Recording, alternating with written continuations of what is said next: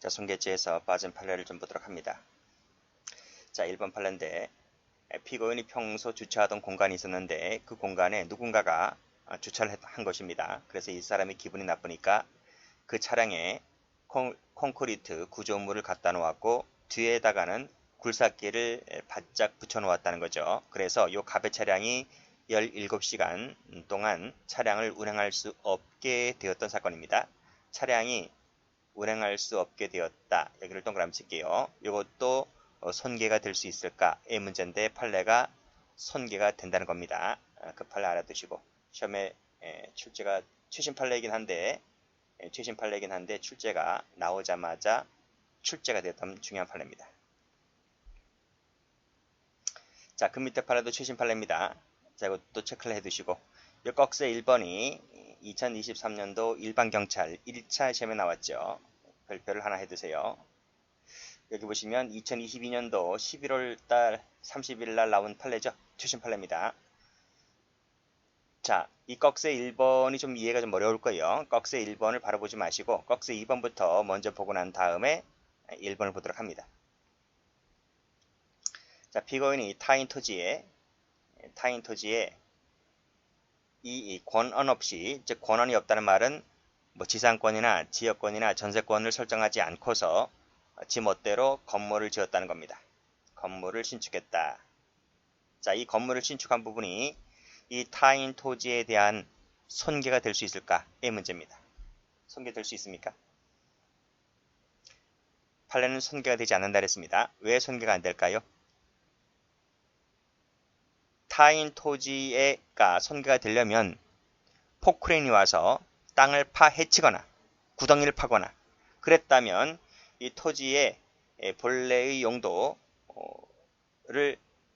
해친 거잖아요. 그렇기 때문에 손괴가 될 수 있지만 이 건물을 그냥 지었다고 해서 이 땅을 막 파헤치거나 막 해치거나 한 것은 아니기 때문에 따라서 이것만으로는 이 토지에 대한 손괴가 되지 않는다고 한 판례가 이 판례입니다. 판례도 그런 얘기를 하고 있죠. 그렇게만 정리해 두시면 됩니다. 자, 그럼 이해되셨죠? 그럼 1번 갑니다. 자, 1번에서 여기까지 끊고 여기까지는 뭐냐면 이 손괴죄가 비영득죄잖아요. 그래서 영득의사가 없는 것이고 나머지 영득의사가 있는 것이죠. 그걸 얘기하고 있는 겁니다. 그러니까 절도, 강도, 사기, 공갈은 영득의사가 있지만 손괴죄는 영득의사가 없다. 그런 점에서 비교된다, 구별된다를 얘기하고 있는 것입니다. 여기까지는 일반론적 얘기고요. 그 다음부터 볼게요. 자, 그 다음이 시험에 나왔는데 다른 사람의 소유물을 이게 뭐죠? 타인 소유 토지인 겁니다. 본래의 용법에 따라 무단으로 사용 수익했다는 겁니다. 무단 사용 수익했다. 그 말이 여기 권한을 설정하지 않고서 즉 지상권, 지역권, 전세권을 설정하지 않고서 무단으로 건물을 지어서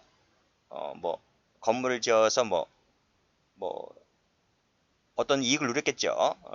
이익을 누렸다라고 했을 때 이 토지에 대한 손괴가 될 수 있을까? 이 문제인데 방금 말씀드린 대로 그 토지의 효용 자체가 침해된 것이 아니기 때문에 그 토지에 대한 손괴가 되지 않는다. 그 얘기입니다. 그래서 마지막도 보시게 되면 그 때문에 즉 건물 신축 때문에 토지 소유자가 그 토지 이 효용을 누리지 못하게 되었다 할지라도 그 땅 가치가 어떻게 훼손된 것은 아니라서 땅에 대한 손괴죄는 되지 않는다. 그 얘기를 얘기하고 있는 것입니다. 그래서 2번은 이해가 쉽지만 요 1번에서 요 색깔 칠해진 부분 있죠. 이게 무슨 뜻이 잘 와닿지 않을 거예요. 그래서 2번을 같이 보셔야지 1번 판례가 이해가 될 겁니다. 말씀드린 대로 23년도 일반경찰 1차 시험에서 이 부분이 출제가 되었습니다. 자, 2번도 최신 판례죠. 자, 경계 표시 이를 위해서 타인 토지의 석축에 건설한 업자겠죠. 업자가 와서 집 지으려고 하는 사람일 겁니다. 경계 표시를 하기 위해서 타인 토지 석축에 돌 3개에 빨간색 락카를 사용했다는 겁니다. 사용해서 이 석축에다가 했겠죠? 라고 했을 때 이 석축에 대한 손괴가 될 수 있을까? 이 문제인데 판례가 손괴라고는 단정하기가 어렵다는 거예요. 아시겠죠? 그래서 손괴죄가 여러 가지 사정을 감안해 보니까 이것만으로는 단정하기 어렵다는 말은 손괴죄의 고의를 인정하지 않았다는 얘기죠. 효용되지 않았다고 보기 때문에 손괴죄가 되지는 않는다. 이렇게 정리하시면 되겠습니다. 되는 것은 색깔 표시를 이렇게 하고요.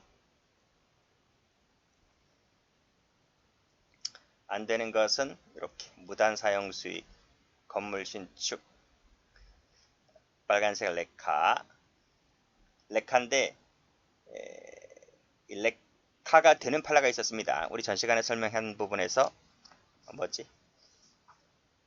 그 레카 스프레이 뿌린 부분 있잖아요. 건물 외벽에다가. 그러니까 그 앞페이지 보세요. 앞페이지 보시면 해고 노동자 복직을 위해서 집회를 요구하던 중에 빨간색 스프레이를 뿌렸다는 부분 있지 않습니까? 건물 외벽에다가. 그거는 손괴죄가 됩니다. 되는데 여기 석축에 돌 3개짜리 빨간색 라카를 사용한 부분은 손괴죄가 되지를 않는다. 그랬습니다. 그러니까 그 앞페이지에 나와 있는 건물 외벽은 움직일 수가 없잖아요. 그치? 고정물이기 때문에.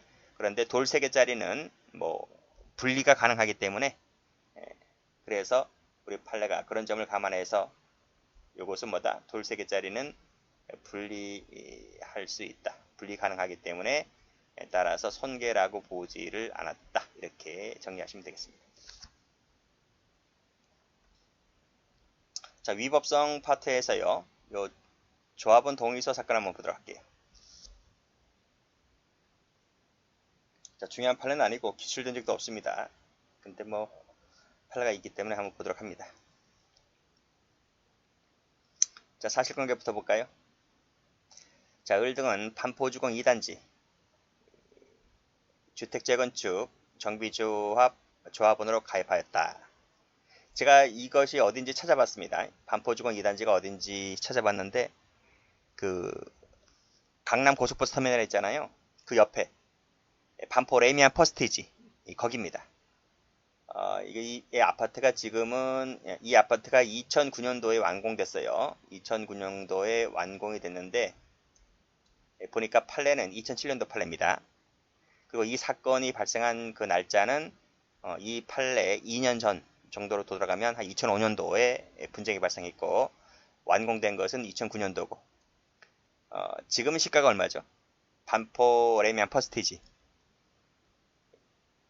국평 기준으로 한 3, 40억 정도 합니다. 그러니까 이 사람들이 이 조합원으로 가입을 했을 때가 뭐 많아야 5, 6억에 들어갔다고 하면 지금 뭐 30억이 넘는 거라면 뭐 대단한 이익을 낳네요. 자, 여기 가입을 하면서 조합 정관에 모든 내용에 동의한다는 동의서를 제출하게 됩니다. 이 사람들이. 그거 쭉 보면 뭐 불리하게 변경되었고 분양가도 상승하게 되니까 이 조합원 가입한 을등이 그 처분에 반대를 하면서 신탁등기 명도 의무 이행을 거부하고 있는 상황에서 조합장 갑이 어떻게 했습니까? 너네 봐라. 너네 들어올 때 모든 내용에 동의한다라고 하지 않았냐. 근데 왜 지금 거부하고 있느냐. 그쵸? 그래서 이 조합장 갑이 어떻게 했냐면 이 아파트를 그냥 철거를 해버렸습니다. 동의받지 않고. 왜냐하면 이 동의서에 여기까지가 철거하는 부분에 대해서까지 동의했다라고 보고 있는 거예요. 이 조합장은. 근데 이 조합원은 아니다.